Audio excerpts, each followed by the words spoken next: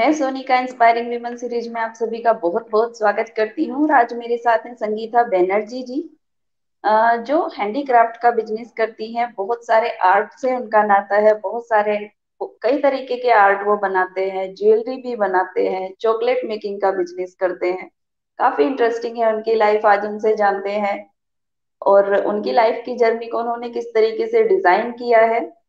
और एक बहुत ही इंटरेस्टिंग चीज और भी है उनकी शादी के बारे में, वो भी आपसे शेयर करेंगे। तो संगीता जी, मैं आपका बहुत बहुत स्वागत करती हूँ इंस्पायरिंग वीमेन सीरीज में।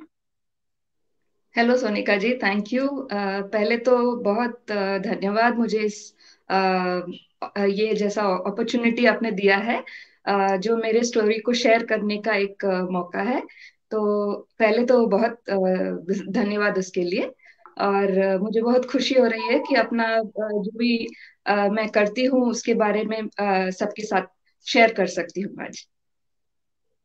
मैं आपको धन्यवाद देना चाहती हूँ मैम। इट्स माय प्लेजर कि आपने अपना टाइम दिया और हमें इतना मौका दिया आपने कि आपकी लाइफ की जर्नी को हम इस प्लेटफॉर्म के थ्रू दिखा सकें। तो अपना टाइम देने के लिए आपका बहुत बहुत धन्यवाद करना चाहती हूँ मैं। आपके बचपन से शुरू करते हैं मैम। आपके बचपन के बारे में थोड़ा सा बताइए कि आप कहाँ से बिलोंग करते हैं और एज ए गर्ल आपकी परवरिश कैसी हुई।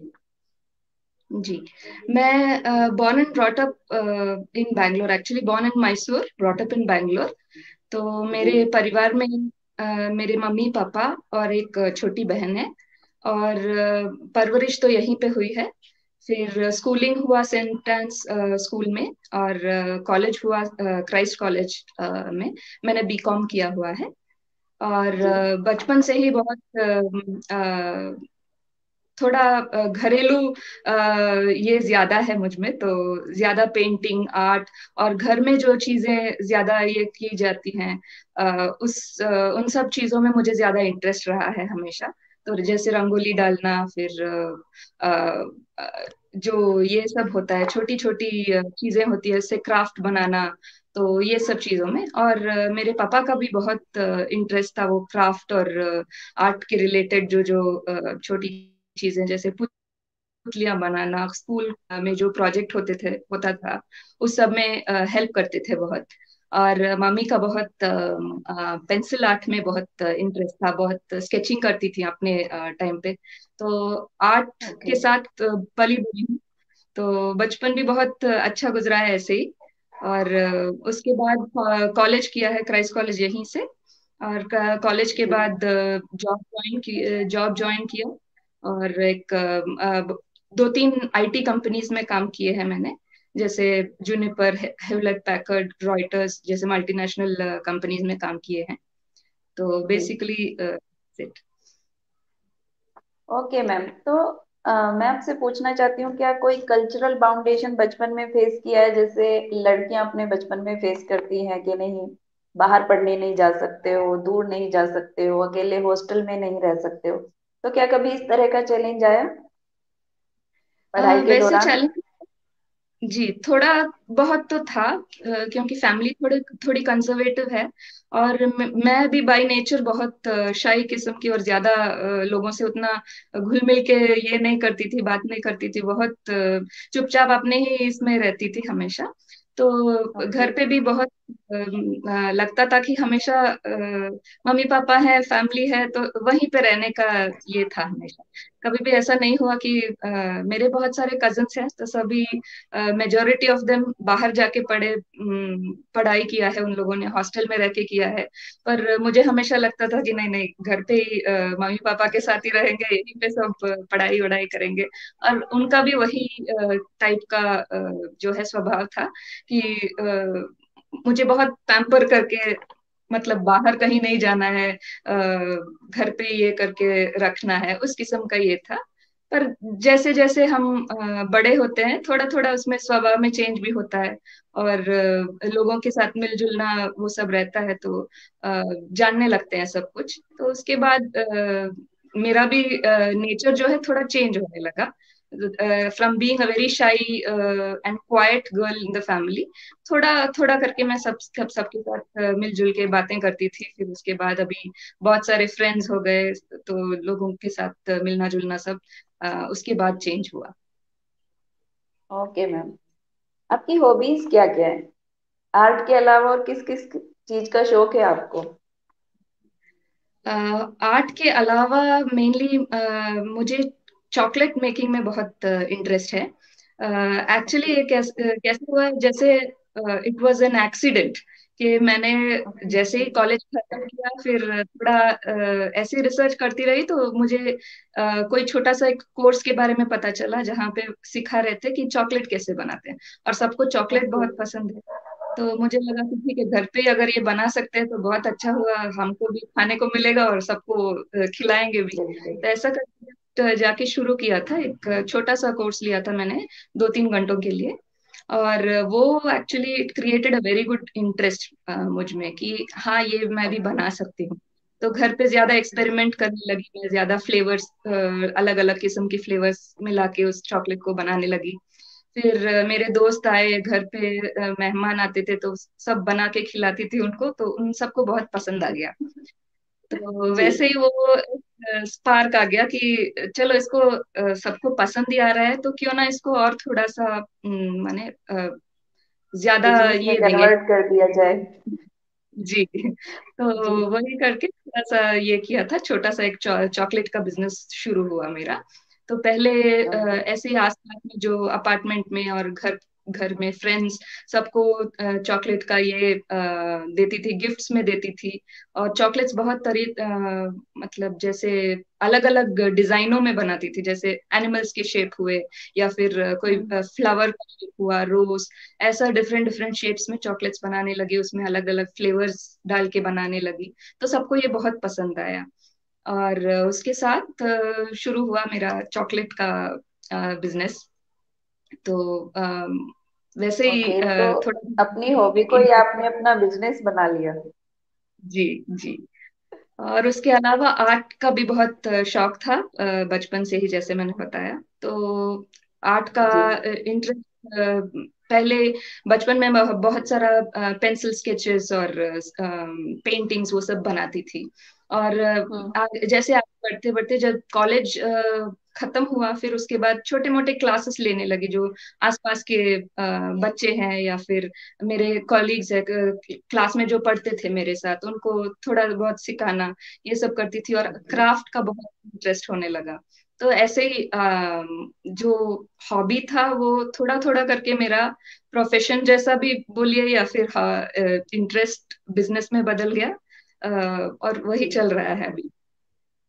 वाओ, हाउ ब्यूटीफुल के कभी कभी क्या होता है कि हम लोग जो बचपन में सोचते हैं, लाइक हमें आर्ट का शौक है या फिर हमें डांसिंग का शौक है, सिंगिंग का शौक है, लेकिन बड़े होते होते वो चीजें बदल जाती है, हमारे शौक चेंज हो जाते हैं। लेकिन पहली बार मैं किसी एक ऐसी लड़की से मिल रही हूँ जिसने बचपन में जो उसके इंटरेस्ट रहे हैं, जिनमें जो उसकी हॉबी रही है, उसी को उसने बिजनेस में कन्वर्ट कर दिया है। तो ये बहुत ही ब्यूटीफुल बात है मैम। ओके। तो आपने जॉब भी किया है, तो करियर की शुरुआत कैसे हुई आपकी? तो जैसे नॉर्मल पढ़ाई के बाद मुझे मैं उतना एम्बिशियस ये टाइप की लड़की नहीं थी जो बहुत आगे पढ़ाई करके बहुत मतलब फॉरेन जाओ, पढ़ाई करो, बहुत सारा डिग्री कमाओ, उस टाइप का इंटरेस्ट मुझ में नहीं था। सिर्फ ओके। ये करने के बीकॉम खत्म करने के बाद मैंने मेरा सिर्फ ये था कि कोई मल्टीनेशनल कंपनी में या फिर कोई बड़े अच्छे इसमें सेटल्ड जॉब जैसा रहे, और 9 to 5 टाइप का कोई जॉब मिल जाए, फिर उसके बाद उसमें पूरा मन लगा के काम करेंगे, बस उतना ही मेरा ये था। जो भी काम दिया जाएगा उसको पूरी तरह से निभाना है, और कुछ ये नहीं था। तो वैसे ही करते करते पहले मेरा जॉब इंटरव्यू हुआ, और कॉलेज के कैंपस प्लेसमेंट में ही हो गया था। ह्यूलेट पैकर्ड बोल के एक आईटी कंपनी जो है, एचपी। तो जी। उधर मेरा 2 साल का ये था। फिर उसके बाद एक नया प्रोजेक्ट आया था जो जिसकी वजह से मुझे लंदन भेजा गया, थॉमसन रॉयटर्स बोल के एक ओके। कंपनी के। तो वहां पे ओके। 6 महीने 1 साल का ये सब था प्रोजेक्ट। होने के बाद हम लोग वापस आए, फिर वहां से कंटिन्यू करती रही, फिर 4-5 साल तक वहां पे किया। और फिर जॉब का ट्रांजिशन हुआ जूनिपर नेटवर्क्स में। तो वहां पे भी मेरा बहुत अलग अलग तरीके के डिपार्टमेंट्स में काम करने का मौका मिला, बहुत कुछ सीखने को मिला। पर जैसे जैसे काम बढ़ता गया, वैसे वैसे काम का प्रेशर और डेडलाइंस, फिर टाइमलाइंस बहुत अलग हो जाते हैं, क्योंकि उस बीच में शादी हो गई थी, फिर दो बच्चे। ओके। तो पहले फ्यू इयर्स थोड़ा आराम से चलता रहा, मतलब दोनों को जगल करने में उतना ये नहीं हो रहा था। पर जब जैसे तक जैसे बच्चे काम नहीं होते हैं तब तक सब चलता रहता है ठीक से, उसके चलता बाद बच्चे हो है। जाते हैं फिर टाइम मैनेजमेंट मुश्किल हो जाता है। जी मैम। जी। तो वैसे ही थोड़ा आगे बढ़ते बढ़ते थोड़ा डिफिकल्टीज फेस किया मैंने लाइफ में, दोनों को संभाल के, बच्चे संभालो, फिर घर को भी देखो और काम का भी ये करना, थोड़ा प्रेशराइजिंग होने लगा। और उसी टाइम पे ओके। मुझे आर्ट में एक जैसे बोलते हैं ना, कुछ मी टाइम लेके मैंने अलग से रख लिया था। हर रोज मेरा एक हैबिट था कि हर रोज एटलीस्ट हाफ एन आवर और 1 आवर मेरे खुद के लिए मैं स्पेंड करूं। तो ओके। यूजुअली मुझे रात में ही टाइम मिलता था, वो पूरा दिन तो कुछ ना जी। कुछ काम रहता था उसका, हम्म। ये रहता। तो रात में अराउंड 11-11:30 बैठती थी, फिर आधा घंटा 1 घंटा के लिए मैं ये टेराकोटा ज्वेलरी और क्विलिंग ज्वेलरी, ये जैसे ज्वेलरी मेकिंग और आर्ट एंड क्राफ्ट में अपना टाइम बिताती थी, और मुझे बहुत सुकून मिलता था उस टाइम पे जो करती थी। तो that used to keep me away from all the mental tensions. तो वैसे ही उसका, ओके। मेरा करियर का ये वैसे रहा। फिर करते करते मैं करियर के साथ साथ, जैसे बोलते हैं ना, थोड़ा पॉकेट मनी मिल जाता है उस तरह से, ये जो बिल्कुल। टेराकोटा हो या फिर क्विलिंग ज्वेलरी हो या फिर आर्ट एंड क्राफ्ट में, मैं अपने फ्रेंड्स को और जान पहचान के लोगों को ये सब बेचती थी। तो उसमें ओके। से एक अलग सा सेटिस्फेक्शन मिल जाता था कि खुद की कमाई है ये, किसी और के ऊपर ना डिपेंड किए हुए बिल्कुल। अपने आप से कुछ जी। कर रहे हैं। तो वैसे करते जी। दूसरे बेटे के बाद थोड़ा मुश्किल और ज्यादा लगने लगा, क्योंकि दो बेटों को संभाल के फिर उसके बाद नौकरी भी करके वापस आना, और फिर उसके बाद टाइमलाइन बहुत लंबा था, मतलब ऑफिस का मेरा दोपहर का शिफ्ट था कभी कभी, तो दोपहर 12 बजे जाके फिर रात को 10 बजे वापस आके फिर से लॉग इन करो, या फिर इम्पोर्टेंट कॉल रहा, डिस्कशन रहा। तो उस टाइम में बच्चों को संभालना और देखभाल करना थोड़ा मुश्किल हो रहा था। और बिल्कुल। लगा कि ठीक है, इस टाइम में एटलीस्ट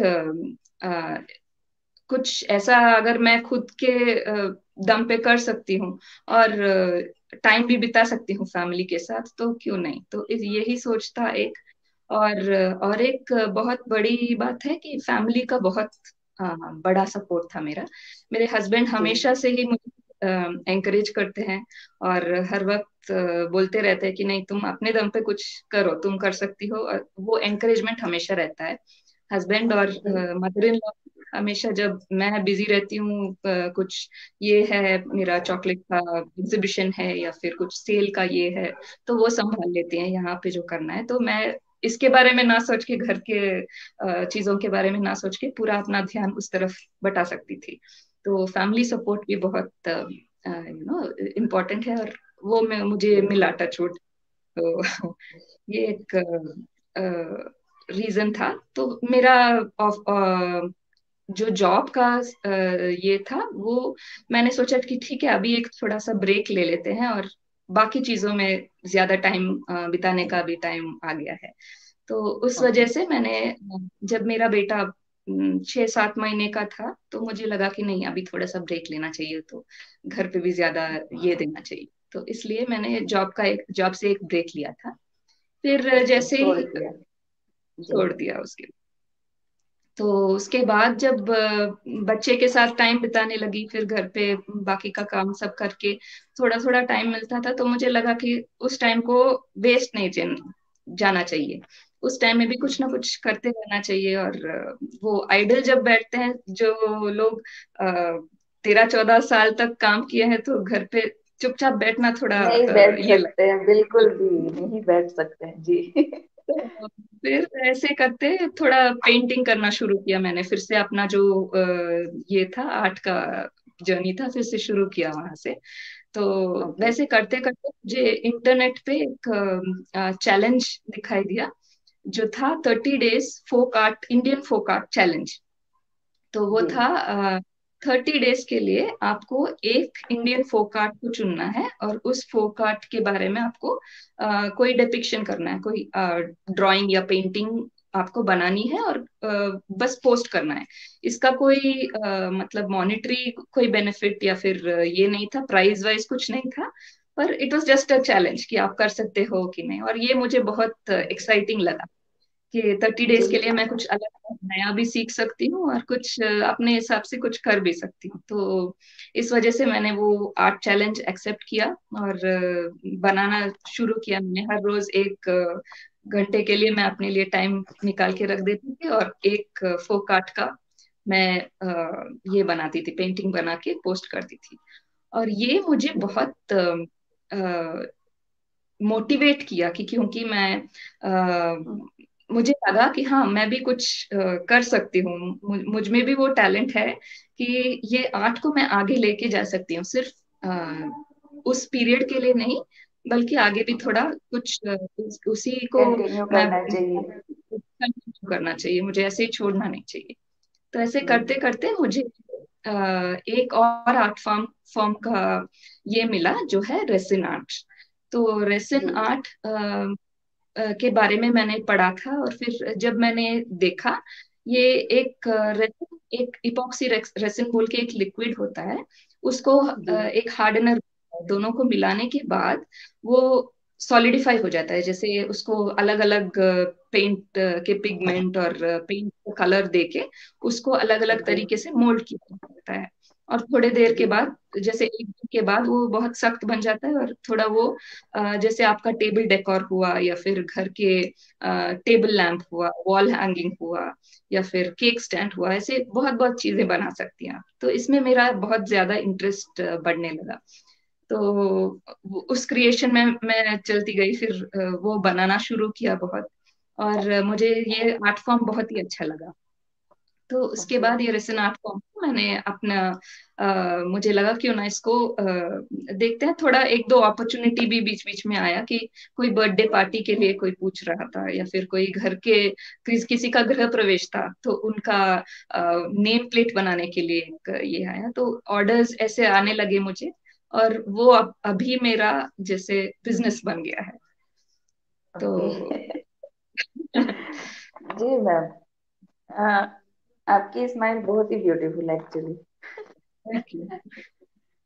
आपने जैसे ज्वेलरी मेकिंग की बात करी कि आपने सबसे पहले ज्वेलरी से स्टार्ट किया, फिर आपने चॉकलेट मेकिंग में भी अपना हाथ आजमाया, उसके बाद आपने फिर 30 डे का एक चैलेंज भी लिया जिसमें आपने अलग अलग इंडियन फोक आर्ट को दर्शाया, वो मैंने देखे भी हैं और आई होप कि आप हमें दिखाएंगे उसको। और श्योर। उसके बाद, जी मैम, उसके बाद अपने रेसिन आर्ट में अभी आप कर रहे हो। तो ज्वेलरी जी की अगर हम बात करें तो जो जैसे आपने बात करी है टेराकोटा ज्वेलरी आप बनाते थे, क्विलिंग ज्वेलरी बनाते थे, तो उसके बारे में आप थोड़ा सा बताएंगे किस तरीके की ज्वेलरी होती है, किस तरीके से आप उसको असेंबल करते हैं। जी। टेराकोटा जो है वो होता है मिट्टी की ज्वेलरी, या फिर क्ले जिसको हम बोलते हैं, टेराकोटा क्ले मिलता है। उस जी क्ले को जिस आकार में आपको चाहिए उस आकार में आपको बन मोल्ड कर लेना है। फिर उसके बाद उसको एक किल्न या फिर एक फायर का जो ये रहता है, तंदूर टाइप का जो स्टव रहता है, उसमें भट उसको हाँ, पकाया। भट्टी बोलते हैं उसको। जी जी जी, उसमें पकाया जाता है। हम्म, उसके बाद सख्त बन जाता है, सख्त बनने के बाद उस हम्म, पे पेंट करते हैं, और उसकी ज्वेलरी बनाते हैं। उसमें हुक्स या जो भी बैठाना हो, चेन बना के उसको ज्वेलरी की तरह बनाते हैं। ये जो मैंने पहना हुआ है, ये टेराकोटा का बनाया हुआ चेन है, और ये इयरिंग, ये सच मिट्टी का में। बनाया हुआ। जी। और वाओ, ये क्विलिंग तो जो, सच में ब्यूटीफुल है। मुझे मेरे लिए ये बहुत नया है, मैंने आज पहली बार सुना है कि मिट्टी से भी ज्वेलरी बनती है। ओके जी ओके, तो आप जो बता रहे हो लाइक जैसे वो दिए बनते हैं कच्ची मिट्टी के और उनको फिर वो लोग पकाते हैं, तो इसी तरीके से बिल्कुल। ये ज्वेलरी भी पकाई जाती है फिर। जी जी। तो ये एक्चुअली घर पे बनाना उतना आसान नहीं है, इसको पकाना, क्योंकि उसके लिए अलग सा एक या तो उसको सैंड में डाल के उसको पकाते हैं, या फिर जी उसको माइक्रोवेव में भी किया जा सकता है, पर उसका फ्यूम्स जो है उतना अच्छा नहीं उतना होता है अच्छा सेहत नहीं के आता है। लिए। जी, आप वो कुकिंग के साथ यूज नहीं कर सकती हैं, तो उसके लिए अलग सा एक अवन या फिर ये रखना पड़ता है आपको। तो इसलिए मैं पहले क्या करती थी, क्योंकि घर पे नहीं बनाया जा सकता और मेरे पास उतना ये नहीं था उस टाइम पे, तो मैं क्या करती थी, ये ज्वेलरी का असेंबल जो करना पड़ता है मिट्टी से बना के उसको मोल्ड करके, उसको एक यहाँ पे पुरी रोड बोल के एक जगह है जहाँ पे कुम्हार बहुत रहते हैं, तो उनके जी। पास लेके जाती थी बॉक्स में डाल के। तो उनके पास ओके। मैं और मेरे जाते थे और दे के आ जाते थे। वो सब ये करके उस उनके इसमें पका के उसको पूरा रेडी करके रख देते थे। और फिर एक हफ्ता बाद मैं जाके उसको लेके आती थी वापस। लाने के बाद उसके ऊपर पेंटिंग करके उसको पूरा सजा के असेंबल करके फिर उसको बेचती थी। तो ये वाह। उसका पूरा प्रोसेस। आप एक बोर्न आर्टिस्ट है, आप कुछ भी करो तो उसमें एक आर्ट दिखती है। ज्वेलरी भी बनाते हैं। अगर चॉकलेट मेकिंग का बिजनेस की बात करूं तो वो भी एक आर्टिस्ट ही करते हैं, क्योंकि उसको डिफरेंट डिफरेंट तरीके से डिजाइन करते हैं बहुत ही ब्यूटीफुली। ओके मैम, जी क्विलिंग ज्वेलरी क्या होती है उसके बारे में भी थोड़ा सा बताइए। जी, क्विलिंग और एक बहुत ही इंट्रिकेट आर्ट फॉर्म है। तो क्विलिंग ओके। बनता है पेपर से। तो बहुत लंबे लंबे स्ट्रिप्स ऑफ पेपर्स मिलते हैं और एक क्विलिंग नीडल मिलती है। तो उन पेपर को ओके। क्विलिंग नीडल में डाल के उसको रोल करते हैं। अच्छी तरह से रोल करने के बाद उसका डिजाइन बनाया जाता है और फिर उसको जी। चिपकाया जाता है। तो चिपकाने के बाद वो रेडी हो जाता है क्विलिंग का। बहुत ना ही ज्वेलरी, उससे बहुत सारा ग्रीटिंग कार्ड्स बनते हैं, एनवेलप्स बनते हैं, उसको वॉल हैंगिंग की तरह लोग बना के सजाते हैं वैसे। तो मेरे पास एक क्विलिंग ज्वेलरी का एक छोटा सा ये है, ये देखिए। ओके, तो ये पेपर से बनती है। कॉइल, हाँ जी, पेपर को कॉइल किया हुआ है और फिर उसको जी। ऐसे चिपका के उसको बनाया ये इसके साथ। इयरिंग है। जी, इयरिंग है ये। जो आपने पहना है ये भी बहुत ब्यूटीफुल है, लेकिन जो आपने नेकलेस पहना है इसको तो मैं बिलीव ही नहीं कर पा रही हूँ कि क्ले से बना है। इतना ब्यूटीफुल लग रहा है आपके जी, ऊपर ये। Okay ma'am. Thank you. उसके बाद फिर आपने चॉकलेट मेकिंग शुरू किया, तो क्या कोई बजट आपने सोचा था कि किस बजट से स्टार्ट करना है, या फिर जैसे आपको जो आर्ट पसंद है तो किसी भी चीज में आप अपना आर्ट ढूंढ लेते हैं, तो वैसे ही जी, शुरू हुआ वो भी। तो मेनली मेरा बिजनेस करने का कोई इंटेंशन नहीं था जब मैंने चॉकलेट का ये स्टार्ट किया था। तो मुझे बस जी। बस वो चॉकलेट बनाना और सबको खिलाना वो बहुत अच्छा लग रहा था।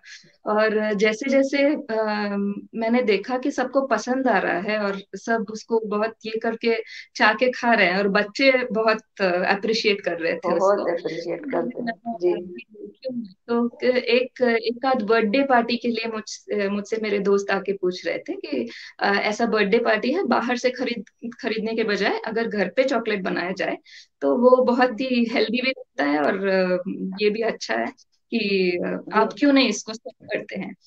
तो हमने कहा ठीक है, तो ये भी ट्राई किया जाए। तो ऐसे ही शुरू हुआ। जी। तो आज तक अपने अपार्टमेंट में ऐसे फ्री चॉकलेट डिस्ट्रीब्यूशन का ये हुआ थोड़े थोड़े समय। फिर जब मैंने अपने बिजनेस के तरीके से स्टार्ट किया तो ज्यादा इसमें क्या बोलते हैं, कैपिटल नहीं लगता है, क्योंकि जो जी। चीजें इस्तेमाल इस्तेमाल होते हैं मोस्टली घर पे ही हैं। तो मेरा भी ऑलमोस्ट 3 या 4 थाउजेंड के अंदर उसको उसमें हो स्टार्ट गया कर था दिया। जब स्टार्ट किया था ओके। मैंने। जैसे जैसे बढ़ता गया तब मुझे लगा कि चॉकलेट तो वही है, पर उसका प्रेजेंटेशन बहुत इंपॉर्टेंट है, किस तरीके से आप उसको लोगों तक पहुंचाते हो। तो हर बिल्कुल। फेस्टिवल के लिए मैं एक तरीके का पैकेजिंग ढूंढ के ये करती थी। बहुत सारे होलसेलर्स इनके साथ बात करके उनके पास से मुझे पैकेजिंग का अलग अलग तरह का बॉक्स, फिर उसका रैपर और चॉकलेट का रैपिंग करने का स्टाइल सब मुझे ये हुआ। तो उसके बाद दिवाली के लिए क्रैकर चॉकलेट्स बनाया मैंने, फिर क्रिसमस के लिए जी। सांता क्लॉज, स्नोमैन, ये सब बना के बेचती थी। तो ये सब लोगों में बहुत ज्यादा पॉपुलर होने लगा। तो ओके। वैसे ही शुरू हुआ। और अभी तो बहुत अच्छा ही चल रहा है। जैसे बल्क ऑर्डर्स आते हैं ड्यूरिंग फेस्टिवल्स, तो ओके। नॉर्मल टाइम में जैसे बर्थडे पार्टीज हो गया, एनिवर्सरीज, कोई फंक्शन है घर पे। अभी रिसेंटली मैंने एक आंटी के 75th बर्थडे के लिए चॉकलेट बना के भेजे थे, हैप्पी 75th ओके। एनिवर्सरी, बहुत वाह। सजा के। तो ऐसी चीजें बहुत अच्छी लगती है जब उनको भी खाने को मिलता है और बोलते हैं कि बहुत टेस्टी बना है, और इसको देखने से मुझे नहीं लगता है कि इसको खाया जाए। तो ये सब जब बोलते हैं तो बहुत खुशी होती है। है, क्योंकि चॉकलेट आप कभी भी मार्केट में जाओ तो अट्रैक्ट करती है, इतनी ब्यूटीफुल उनकी पैकिंग होती है, इतनी सुंदर लगती है देखने में। अब जी तो उसको कोई भी मतलब, कभी कभी तो इतनी खूबसूरत पैकिंग करते हैं वो लोग कि उसको बस देखते ही रह जाए बनता, बैठ के बस उसको देखते रहो, उसको कहीं डेकोरेटिव प्लेस पे रख दो, इतनी सुंदर सुंदर बनाते हैं। जी हाँ। जी मैम। Okay, 30 day. अब आपका जो 30 डे का चैलेंज आपने लिया था, जो अलग अलग तरह का आपने इंडियन फोक आर्ट किया है, जिसमें कई तरह के, इंडिया ब्यूटीफुल ही इसलिए है क्योंकि उसमें डिफरेंट कल्चर, डिफरेंट अटायर उसको ब्यूटीफुल बनाते हैं, डिफरेंट आर्ट उसको ब्यूटीफुल बनाता है। तो क्या हम देख जी सकते हैं मैम, जो आपने 30 दिन का चैलेंज लिया था उसमें आपने कौन कौन से आर्ट को ट्राई किया था? जी बिल्कुल। तो इसमें मैंने चूज किया था हर एक रीजन का एक जो ट्राइबल आर्ट हो या फिर फोक आर्ट हो, उसको कैसे रिप्रेजेंट कर सकती हूँ। और उस 30 डेज में 30 किस्म के अलग अलग आर्ट फॉर्म को मैंने पिक्चराइज किया। तो ये है वारली आर्ट। वर्ली इसमें आर्ट। जो जी। का ये होता है, अ, वो बना पिक्चराइज किया हुआ है। इनके बॉर्डर्स में आप पंछी या फिर पशु, उन सब का ये देख सकते हैं। यूजुअली इनमें ट्रायंगल्स, सर्कल्स और स्क्वायर्स का इस्तेमाल ही होता है, ज्योमेट्रिकल शेप्स ही मोस्टली यूज किए जाते हैं। तो उसके बाद ओके। उसमें दिखाया जाता है कि कैसे वो लोग अपना regular day to day life में क्या क्या करते हैं। जैसे ये यहाँ पे मुंबई की आर्ट है ना, आई थिंक? जी महाराष्ट्र की फेमस आर्ट है। तो महाराष्ट्र इसमें में आप जी। देख सकते हैं ट्रम्पेट कोई बजा रहा है, इसमें ड्रम ढोल बज रहा है, फिर कोई नाच रहा है, या हम्म। इस तरीके से रेगुलर लाइफ में जो जो होता है वो सब डिपिक्ट करते हैं इस वॉरली आर्ट में। तो ये एक आर्ट फॉर्म हुआ। ओके। अभी बहुत ब्यूटीफुल अब बनाया आपने। जी ये है उड़ीसा का जी। पट्टचित्रा आर्ट। तो इसमें यूजुअली गॉड्स और ओके। गॉडेसेस, जो देवी देवता, उन लोगों का ये बनाया जाता है, आर्ट में दिखाया जाता है। उनके जैसे नृत्य हो या फिर उनका जो फॉर्म होता है उसको इस तरीके से दिखाया जाता है पट्टचित्रा आर्ट में। जी। ये हुआ तेलंगाना आंध्र प्रदेश का कलमकारी आर्ट।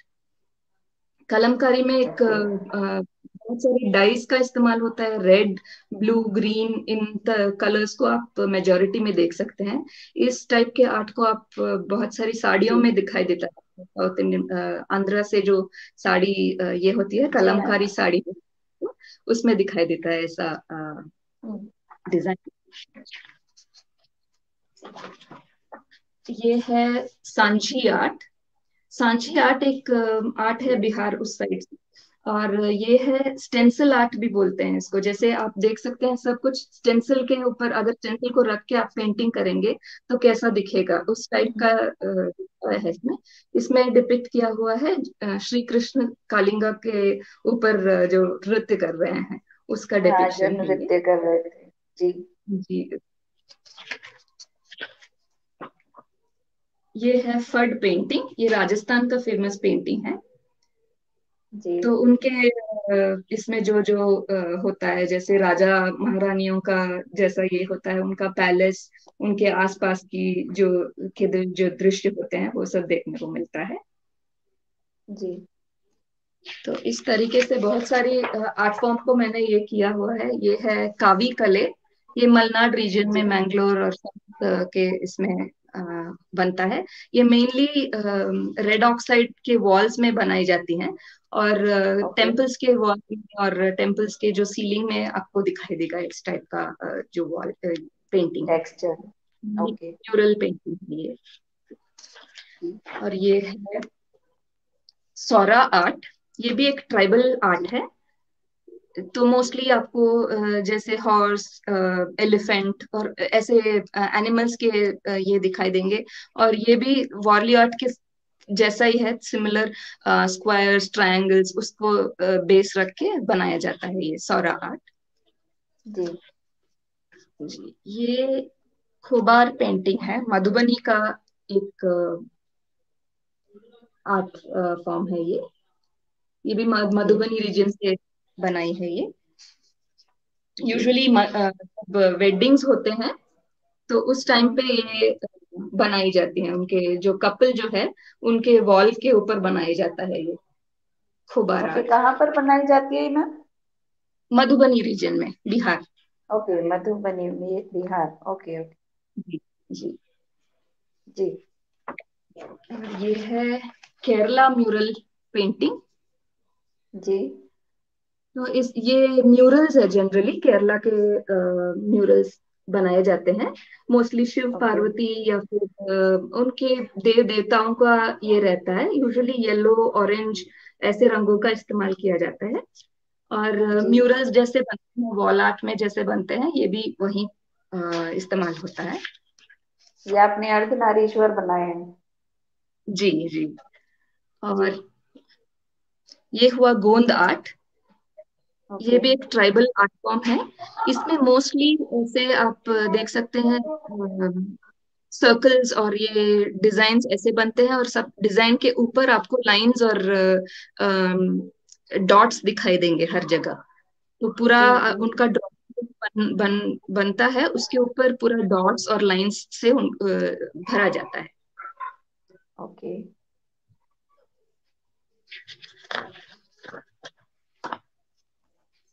ये है टिकुली आर्ट। जी। जी, और इसमें दिखाया गया है एक वेडिंग का दृश्य, जो डोली लेके जा रहे हैं। तो ये भी पहले जो डोली बिहार। लेके जाते थे दुल्हन को। जी। जी। और इसको बोलते हैं पैठानी। ओके। पैठानी, ये भी महाराष्ट्र से है। ये है शेखावती, जैसे पंजाब रीजन और नॉर्थ के साइड का ये है, पेंटिंग है।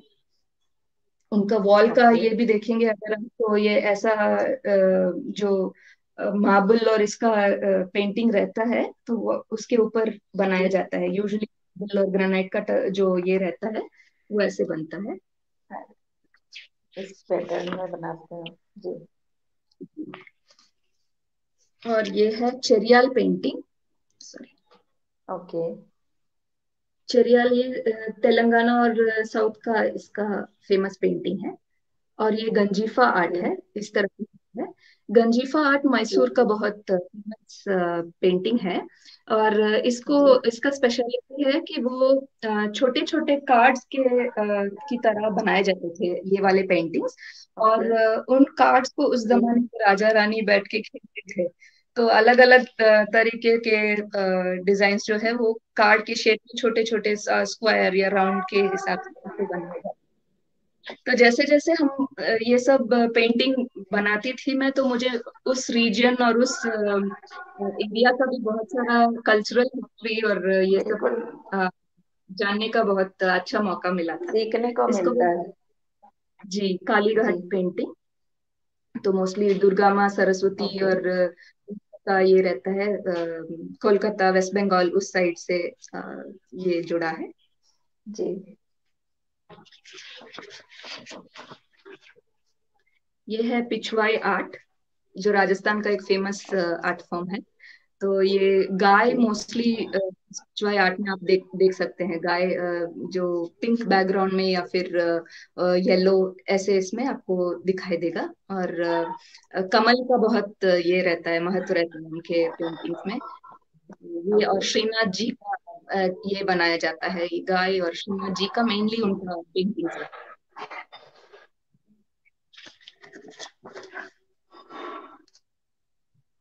इसको बोलते हैं तोलू बोम्मल आटा। ये साउथ इंडियन ओके।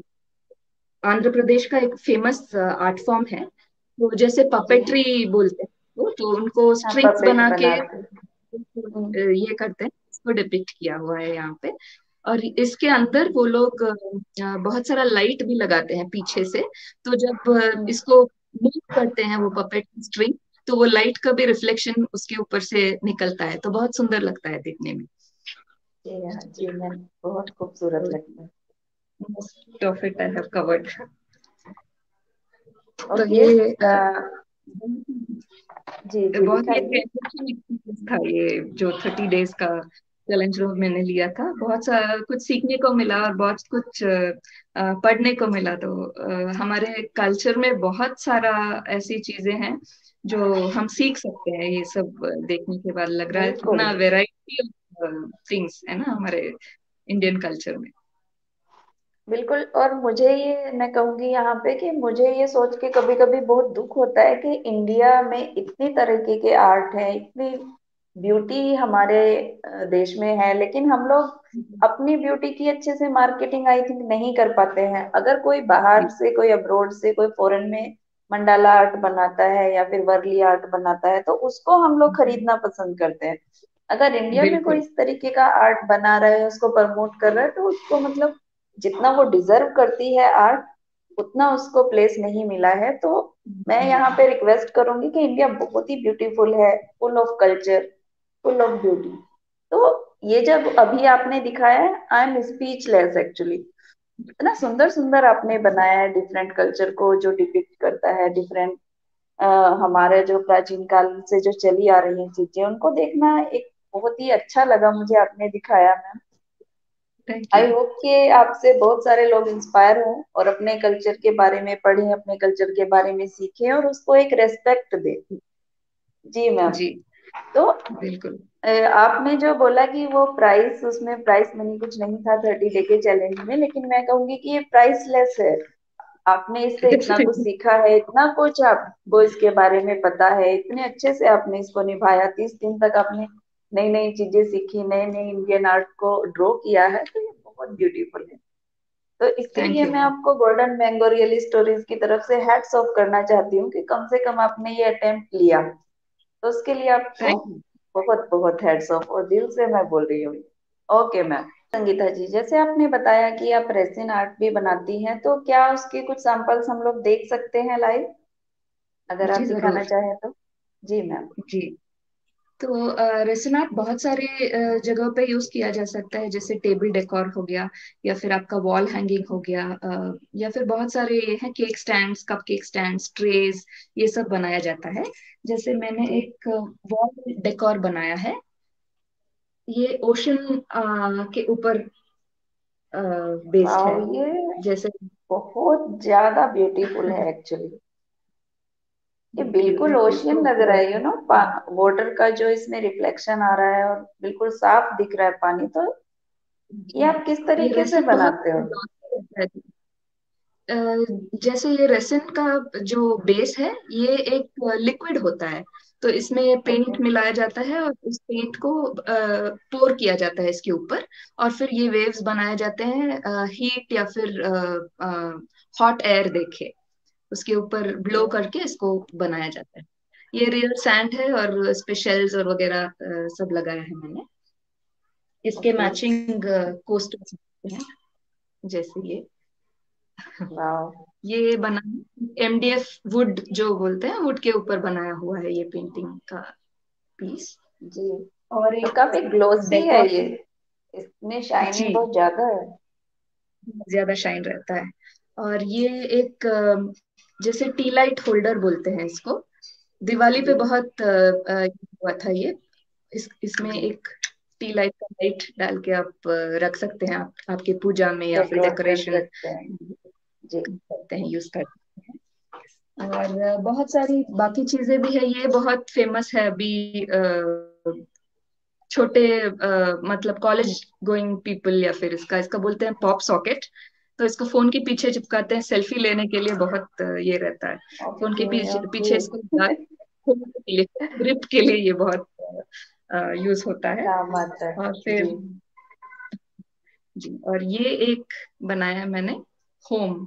वाओ। ये टेबल डेकोर आप आपके इसमें रख सकते हैं, होम कैबिनेट या कहीं पे भी, या फिर गिफ्टिंग के लिए यूज कर सकते हैं। इसके अंदर लाइट्स लगाए हुए हैं, वायरिंग दिया हुआ है, तो आप लाइट ओके। नाइट लैंप के जैसे यूज किया जा सकता है ओके। ये। और बहुत यूजुअल सुंदर घर बनाया का आपने। टेबल का जो डेकोर है उसके लिए आप यूज कर सकते हैं। जैसे ये एक ट्रे बनाया है मैंने, ओके। लगता है जैसे वेव्स ही है। तो इसके ऊपर जी। आपका जो ज्वेलरी है, या फिर छोटा सा बैंगल है, या फिर कुकीज रखना चाहते हो शाम को चाय के साथ सर्व करने के लिए, वो सब के लिए यूज कर सकते हैं। तो रेसन एक जी। बहुत ही वर्सेटाइल मीडियम है, कि बहुत जैसे आप जिस अ, तरीके से उसको शेप करना चाहते हो उस तरीके से उसको शेप करके उसको आप अपने डे टू डे लाइफ में यूज कर सकते हैं। तो इन चीजों को मैं गिफ्टिंग के लिए भी यूज करती हूँ, और सेल के इसके लिए भी रखा हुआ है। ओके मैम, अगर आपको कोई कांटेक्ट करना चाहे तो कैसे कर सकते हैं?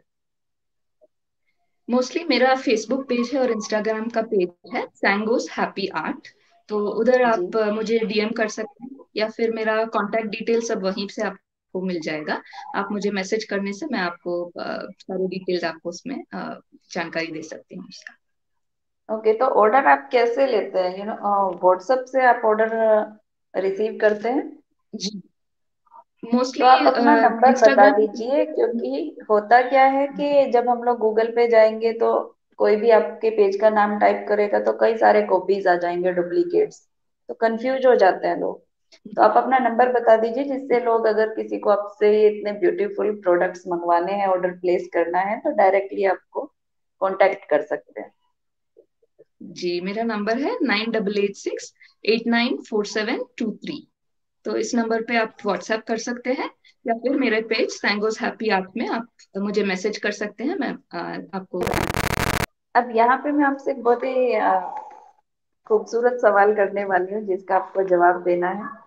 आपने लव मैरिज जी। की है, राइट? जी। ओके। जी। तो अपनी शादी के बारे में, क्योंकि वो बहुत ही इंटरेस्टिंग है, इसलिए मैं आपसे जानना चाहती हूँ। ओके, तो जी। लव मैरिज आपने किसके साथ की है, और किस तरीके से आपकी मैरिज हुई है मैम, अगर आप शेयर करें तो? जी श्योर। तो मैं बिलोंग करती हूँ साउथ से, तो आई एम फ्रॉम बैंगलोर। जी। तो मेरी जैसे मैंने बताया, मेरा पूरा लाइफ हैज बीन हियर। तो मेरे पति जी। जो हैं, मिस्टर राजीव बनर्जी, वो है वेस्ट बंगाल से। तो he is a Bengali. Okay. उनकी जी। हम दोनों को जब हमने कॉलेज खत्म किया, तो हम दोनों का जो ये हुआ, तो हमारी भेंट हुई through messages through a common friend. तो हम लोग मिले ऐसे, फिर हमारी शादी जो है घर पे पता चला। फिर दोनों के साइड थोड़ा बहुत ये था कि कल्चरली बहुत ही अलग है दोनों। एक साउथ से ओके। है, एक ऑलमोस्ट नॉर्थ या ईस्ट साइड से है। तो खाने वाने में, लैंग्वेज में, सब कुछ में प्रॉब्लम हो सकता है। क्या आप लोग मैनेज कर पाएंगे कि नहीं, वैसा एक टेंशन हुई थी। पर जब मम्मी पापा उनसे मिले और उनके मम्मी पापा मुझसे, तो ये लगने लगा कि ठीक है, थोड़ा सिलेक्शन ठीक है। ये तो जी। हम दोनों का ही शादी दोनों तरीके से हुआ। मतलब होता ओके। है नाइट में, हम लोग जी। की शादी बांकुरा में हुई, जो वेस्ट बंगाल में है। तो नाइट में बंगाली स्टाइल से वेडिंग हुआ, और अगले दिन के अर्ली मॉर्निंग जो है वो तमिल स्टाइल में वेडिंग हुआ। तो बहुत ही वाह। इंटरेस्टिंग किस्म का एक मतलब कंटिन्यूअसली जी। 2 3 दिन तो वही। जी। ओके मैम, तो और जैसे आपका कल्चर डिफरेंस है, तो कभी शादी के बाद मैनेज करने में कभी कोई इस तरीके का चैलेंज आया कि नहीं, ये कल्चर अलग है तो उसको मैनेज करना या फिर एडजस्ट करना, किसी चीज में फेस किया है इस तरीके का चैलेंज? जी, कॉम्प्रोमाइज और एडजस्टमेंट्स तो हर किस्म की वेडिंग में होता है। जो अगर मैं अपने ही कल्चर हाँ, के वेडिंग बिल्कुल।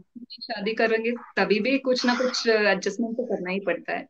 पर यहाँ पे लैंग्वेज का एक बहुत बड़ा प्रॉब्लम था मुझे, क्योंकि मैं साउथ इंडियन हूँ, तमिलियन हूँ, और हस्बैंड के यहाँ पे पूरा बंगाली का ये है, लैंग्वेज है। तो वो जी तमिल समझते हैं और मेरे पेरेंट्स बंगाली नहीं समझते। पर एक जी। ये था कि मेरे ससुर जी जो है और सासू माँ जो है बहुत ही ये थे, पर्टिकुलर थे कि मेरे साथ बंगाली में बात करेंगे जब शादी का बिगिनिंग जो थोड़े महीने शादी थे। की बातें तो शुरू। जी, तो मुझसे बंगाली में बात करते थे, और मुझे जो जो नहीं समझ में आता, बंगाली थोड़ा सिमिलर है हिंदी से, तो मैं समझ जी जाती थी। पर जब फ्लुएंसी और लैंग्वेज का जो ये रहता था, तो वो थोड़ा मुश्किल लग रहा था, पर जैसे बात करते करते you get used to it. फिर उसके बाद अभी तो I can talk Bengali very fluently तो कोई प्रॉब्लम वाह। और ओके, और कल्चरली आपके हस्बैंड बोल लेते हैं तमिल? थोड़ा थोड़ा बोल लेते हैं, बहुत ज्यादा नहीं, क्योंकि उनको ज्यादा एक्सपोजर नहीं है, बात जी। करने का चांस ज्यादा नहीं मिलता है, पर मैनेज कर लेते हैं वो भी। और ओके, ये कल्चरली जो जी, जी। ये एक और आर्ट जुड़ गया है आपकी लाइफ में कि आपने नई नई जी। लैंग्वेज सीख के भी मैनेज किया है। आप जी। एक ट्रू आर्टिस्ट है जिसको बोलते हैं, जो कुछ भी सीख सकते हैं। ओके, मैं पूछना चाहती हूँ कि क्योंकि ये जो प्लेटफॉर्म है ये विमेन एम्पावरमेंट के लिए है, विमेन एम्पावरमेंट पे बेस्ड है, तो मैं जी। आपसे पूछना चाहती हूँ, आप इस प्लेटफॉर्म से विमेन को क्या मैसेज देना चाहेंगे? दो चीजें बताना चाहूंगी। पहले तो ये जी है कि जब कोई बहुत ही मुश्किल या बहुत टफ सिचुएशन फेस करते हैं, तो हमें, मेरा हमेशा यही एक फॉर्मूला है कि दिस टू शैल पास। मतलब वो सिर्फ उस मोमेंट के लिए है, वो हमेशा नहीं रहने वाला है। वो टफ फेस कभी ना कभी चला ही जाएगा। तो आपको सिर्फ बिल्कुल। वो डटे रहना है कि आपको कैसे ना किसी तरीके से आप उससे उभर के बाहर आएंगे। वो एक चीज है। और दूसरी चीज है, अगर आपको, आपके पास एक ड्रीम है, आप कुछ करना चाहते हो, तो आपको हमेशा सोचना चाहिए कि कोई भी आपको रोक नहीं सकता है। ऐसा कोई फोर्स नहीं है कि आपको रोके और बोले कि नहीं आप नहीं कर सकते हो। Anything can be achieved by a woman, so that I firmly believe in, कि अगर आपको कोई ड्रीम है तो आपको उसके उसमें पूरा डट के उसको सामना करना है। और बहुत सारी मुश्किलें आएंगी, बहुत सारे प्रॉब्लम्स आएंगी, आपको कभी कभी लगेगा कि नहीं ये मैंने क्या कर दिया यार, मैंने क्यों लिया, ये मुझे नहीं करना चाहिए। पर वो जी फेस भी चला जाता है, वो आपको उसके आगे निकल के आना है। तो आई एम डेफिनेट दैट वो कैसे भी करके आप अ, उसको उसका सामना करके आप निकल के आ जाएंगे अच्छे इसमें। जी, संगीता जी, मैं बोलूंगी कि बहुत ही मोटिवेशनल मैसेज आपने दिया है, बहुत ही सच इंस्पायरिंग मैसेज आपने दिया है सारी विमेंस के लिए। और बहुत ही अच्छा काम आप कर रहे हैं, तो इसी तरीके से अपनी लाइफ में हंसते मुस्कुराते अपनी लाइफ को जीते रहिए, दूसरों को इंस्पायर करते रहिए। इसी के साथ आज संगीता जी से विदा लेते हैं, और फिर मिलेंगे आपसे एक नई रियल सक्सेस स्टोरी के साथ। तब तक आप भी हंसते रहिए, मुस्कुराते रहिए, खुश रहिए। धन्यवाद। Thank you.